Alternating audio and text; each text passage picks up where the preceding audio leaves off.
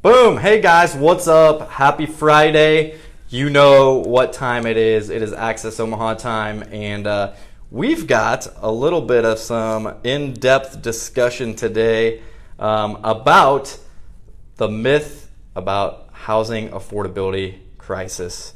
And some of you might be sitting there saying, I don't even know what that means, but that's okay. We're going to break it down for you. We are. So to kind of get us into this, for those of you that don't know, because we don't typically do this often, but Levi, my man over here, is our preferred lender and works at Core Bank and obviously does mortgages. And so he's going to be speaking into this and how it relates to us on this side of the real estate side. Yep. And then obviously you guys as it relates to our market and the industry and what's going on. And we thought, why not spend some time today educating and informing our clientele about the stuff that we do. Right. You know, because we're always having people on talking about what they do. But let's talk about what we do. Let's take a break and let's talk about the hot topic that everybody's talking about right now. Real estate. So, you know, I'm gonna move right into this with my boy Levi here. So walk us through even the term housing affordability and how the media and everyone else has kind of put like this crisis or recession or all these other things intertwined with it. How does it relate to us? What does that even mean? Walk us through those details. Yeah, man. That's a thick question there. But there's, first off, we won't talk about the recession much because I'm not even going to begin to predict that I have any knowledge on whether or not that will or wouldn't happen. But here's what I can tell you. Based on the current market in real estate, we're in a really awesome position for the housing market, at least for this foreseeable future. And this is a hot topic when it comes to the media and news reporting and things like that. As we all know, there's a lot of fake hubbub out there, and media thrives off of drama and creating drama. So don't pay attention too much, guys, to the information. But we do have a really strong market right now for housing. There's been some recent catalysts to that, which is the drastic decrease in interest rates over the last 6-7 months. Which have been huge. Really made for a really strong market. In addition to that, our economic numbers and GDP have been fantastic over these last 3-4 years.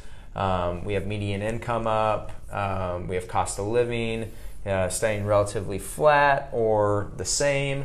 So it's really creating a very robust real estate market. Because there's a lot of people looking into purchasing, though, there is low inventory. So that's where you kind of get this misnomer about, we're in a housing crisis. There's not enough affordable housing out there. And where that may be true in some pockets around the country, especially the really dense urban areas, the big coastal cities, they have more of a struggle than I think the majority of the populace of the United States. All around, though, by the numbers, we're seeing that with interest rates pushing down, even with the high demand for housing, we're still seeing affordabilities and purchasing power. There's that word. Yes, purchasing power. We're seeing, people have really strong purchasing power with rates going down, and also that aids in the affordability of the home too, because if you're paying much less in interest back to the bank, that allows you to save for other expenses, monthly expenses, utilities, personal life expenses, things like that. So I'm going to back up here and kind of break down some of these terms that we use so often, but I think a lot of people might not quite understand. So GDP, you talked about that. Can you go into more detail about what does that mean? Gross domestic product. So that's basically the gross revenue of any one particular country, right? So I don't know exactly. Someone might be willing to correct me in the comments down below, but I think at one point I heard that housing makes up about 40% of the United States GDP, roughly, give or take a bit. Have a little bit of grace with me there. Gotcha. So it's a big number, though, guys. Which even if it's 39 or 37% or whatever it is, it's still a very big number. So yeah, it plays a big role. And then also talking about, so this is something that I feel like I hear on a pretty consistent basis, and almost the last like 8 years in real estate hearing this from people is the low inventory, right? And so it's a seller's market, the low inventory. I'm not ever going to find anything. Right. And the truth is, although there may be a low inventory, it's also a great time to buy, right? Because yes, it's a great time to sell because of the low inventory and you're going to get max for what you're buying. And then a lot of times they say, well, it's not going to benefit me anything because I'm going to have to go out and do the same thing when I go to buy something. But that, even though that is a little bit true, it's also true that we're in historic lows as it pertains to the affordability and also the interest rates. And so, yes, you may be paying a little bit more for that property, but you're also, in the last 20 years, we're seeing historic low numbers as far as where these rates have been, and in contrast to what people have been making. So people have been making more money, interest rates have been continuing to go down lower, and so therefore, like, it's a perfect time to buy. And so maybe you can break down a little bit more when we talk about basically this affordability. You know, like, what is that? I kind of hit on that a little bit, but is there any more you want to add to that as far as purchasing power? Like, we say that a lot. Yeah. What does that mean for a buyer? Like, let's educate them a little bit on why now is a good time to have that purchasing power, and what does that actually mean and look like? Yeah. So that's a great question. So purchasing power, basically, it'll be a little bit individualistic, but essentially that's, hey, what will your income allow you to comfortably afford? And not only your mortgage, but how much of a house and a monthly payment would that be for you? So a lot of times when we work with a client who's starting the process, or maybe they purchased a home in the past and it's just been a while, we like to go through a pre-approval process, which includes going through their purchasing power, their monthly budget goals, their down payment goals, their purchase price goals, all these things, and then trying to find a solution for them that really makes sense. To speak into what you said and touch on historic affordability, so I think right now, or as of June, the last reported numbers, in comparison to a monthly income, we were seeing national average about 16.5% of total monthly income usage going towards the mortgage principal and interest payment. To put that in context, the average over the last, 30, 40 years has been 21.5%.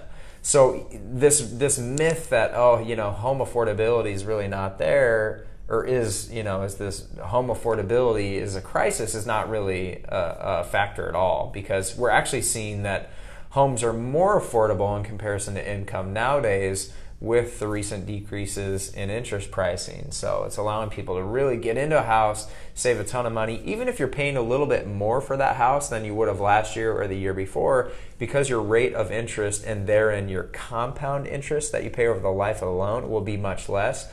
It's still going to net you more money. Amen to that. Yeah. So I wanted to read a quote here as it kind of pertains to all this stuff, and it says, average nominal household incomes are nearly 57% higher today than in January of 2000.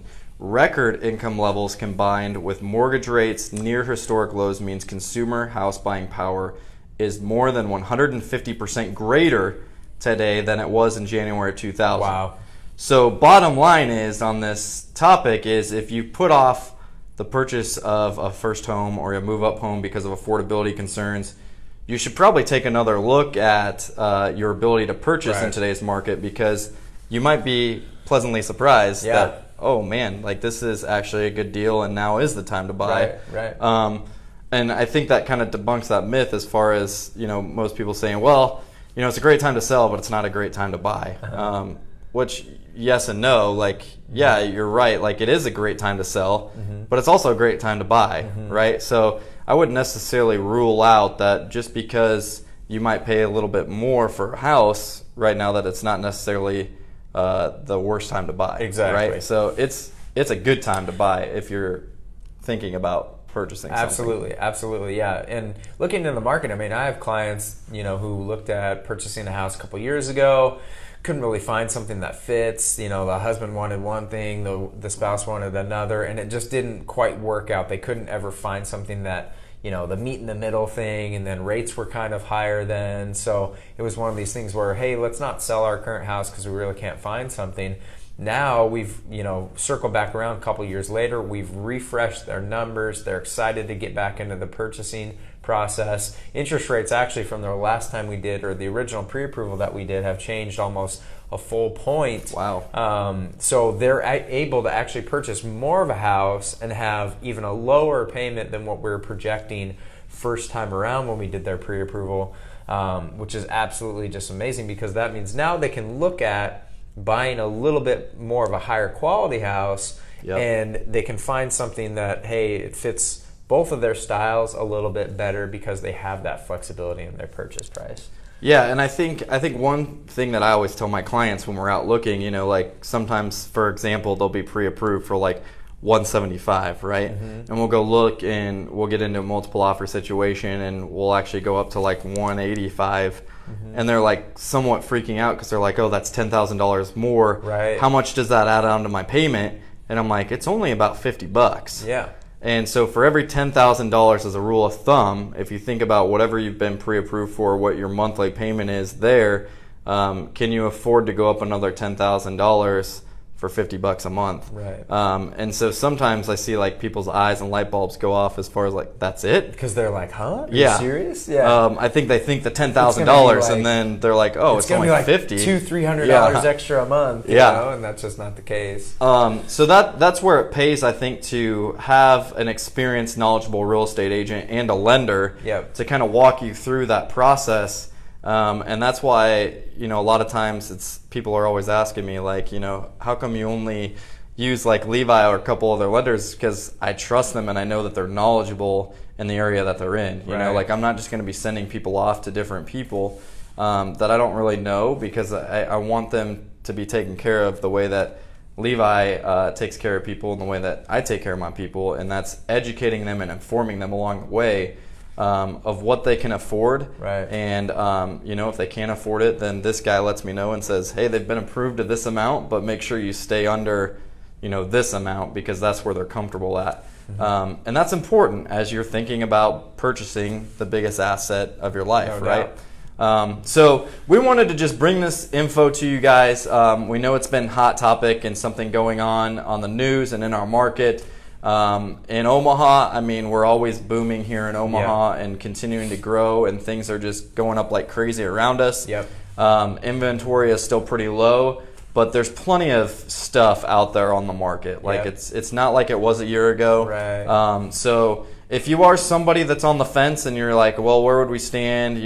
What can we get approved for? That kind of thing. Like, reach out to this guy, reach out to me, DM us, whatever you have to do. But we want to be kind of that resource for you of information and knowledge and education. So even if you're not looking to purchase something or sell something, but you have questions about certain things in the news or on the market or in our industry, hit us up. Always hit us up. Yep, Like it's happy to help. part of our job we love. Mm-hmm. So with that being said, I'm out. I think this guy's out too. Hope you guys have a great weekend. Thanks so much for tuning in. Let us know if you have any comments, questions down below, and we will see you next week.